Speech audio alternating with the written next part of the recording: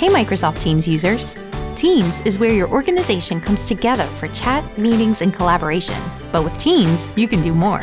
When you add Power BI to Teams, you can respond quickly and adapt to changing conditions by infusing teamwork with data-driven insights.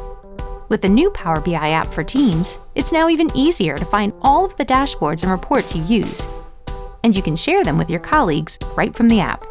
The app makes it simple to start creating new data visualizations, find and connect to organizational data, and bring data to your teams. All of these capabilities in the new Power BI app for Teams make it easy to discover insights, take action, and drive impact.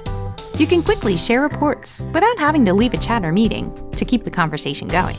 Make data a part of your conversation and help your organization stay productive, be agile, and do more with Power BI and Teams. To get started, visit aka.ms/Power BI with Teams.